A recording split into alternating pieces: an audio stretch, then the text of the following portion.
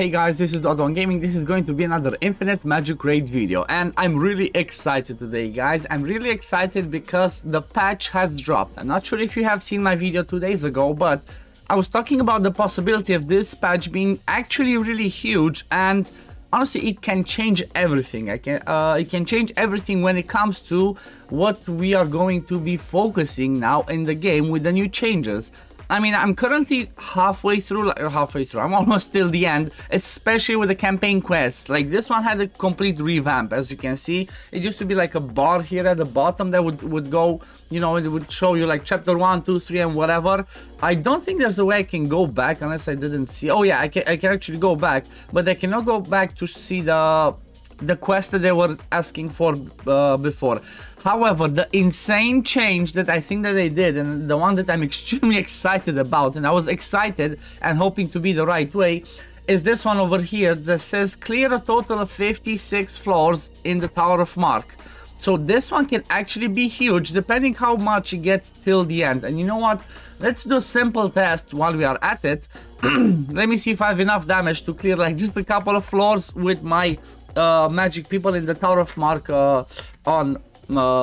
not magic, I'm sorry, Raid Shadow Legends, in the blue mark, basically. Because so far the way that you would play the game is it would be like, okay, you start playing, you start leveling up some people, and you would be like, okay, what's my main team? Is it an HP burn team? Is it a poison team? Is it a bleed team?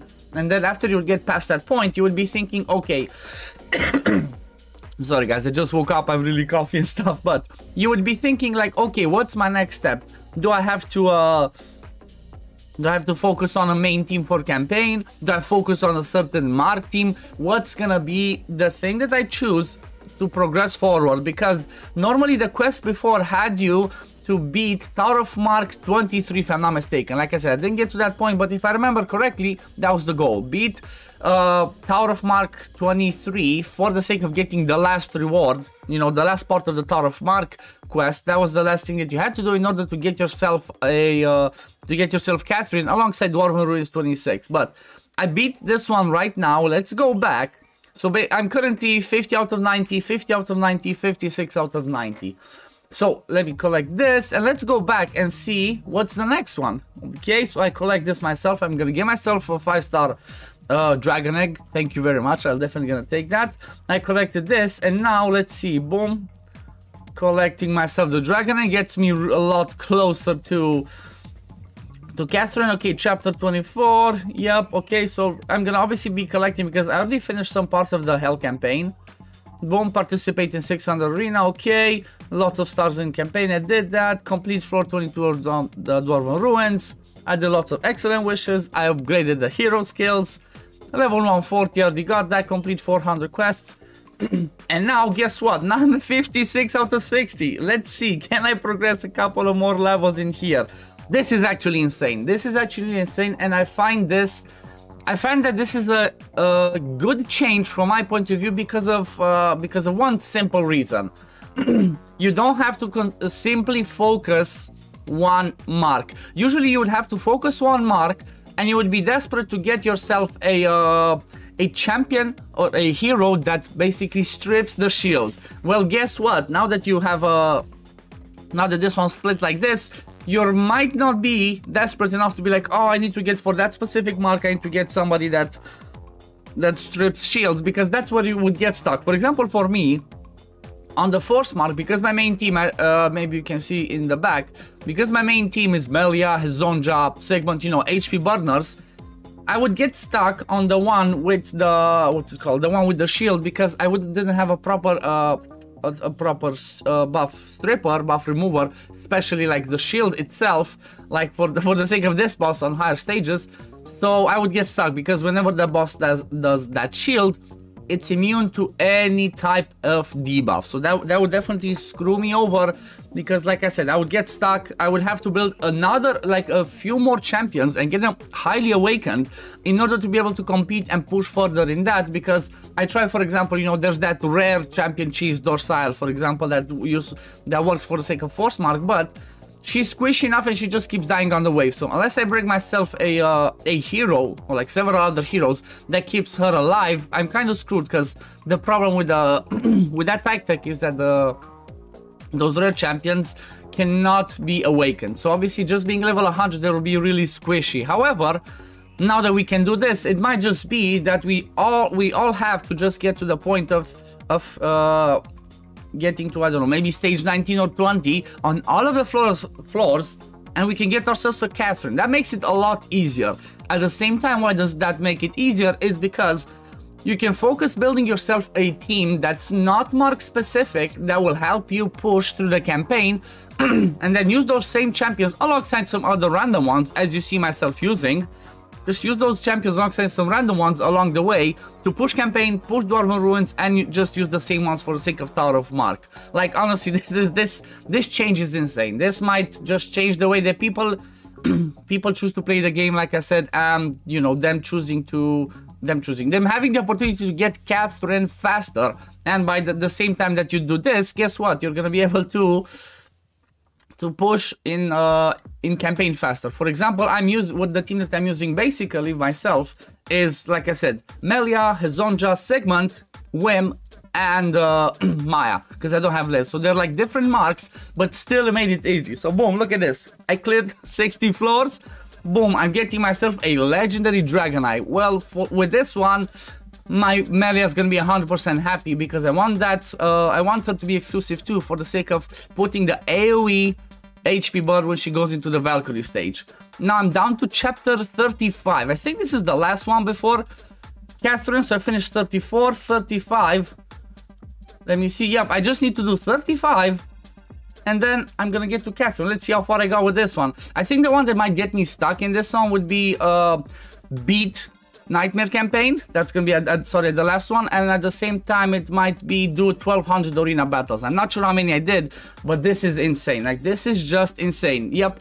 So this one's gonna be one of the ones that I was talking about. So I have to do 800 arena battles in order to get there, but then when I get to the last one, I think it was 1200. That's a lot. It's still gonna take me time, because I'm not gonna use diamonds to that, but still, it helped me progress so much. The other 5 stages, again, I'm gonna be able to just keep pushing the other ones, and it kind of seems like, just like I thought, it might be that we need to get to stage 2020, you know, like maybe on stage 19, 20 on, or like 17, 18 on all of them, and you're good to go and you get Catherine. I'm sorry, I just keep talking about this one, but this is extremely amazing. This is exciting, because while you push all those things that I mentioned before, you get yourself closer to getting the Catherine from here, from the Tower of Mark, which again is huge. Getting your Catherine exclusive is gonna be amazing, because these are the only spots where you can get Catherine as well. So I talked a lot about that one. Let's have a look at the guild boss quickly.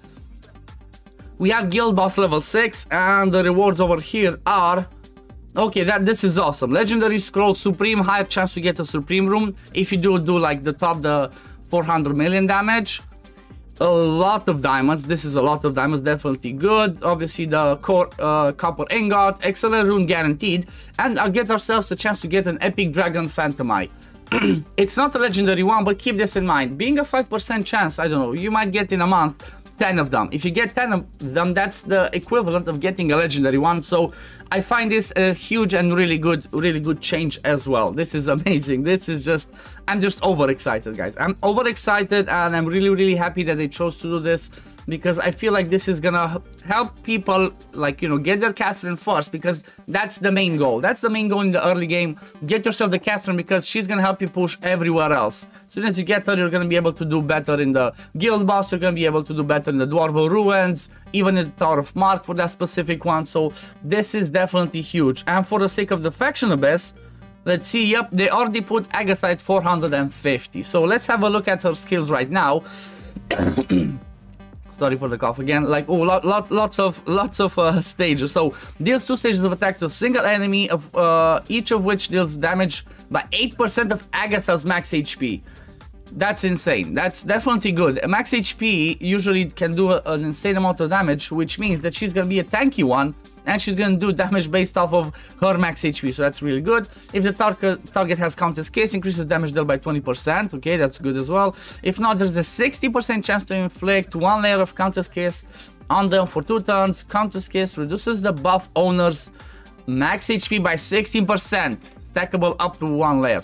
Well, that's crazy. Imagine when you get to later stages and you have those bosses that have insane amounts of damage. Well, guess what? This one's gonna help you a ton. This is gonna help you a ton.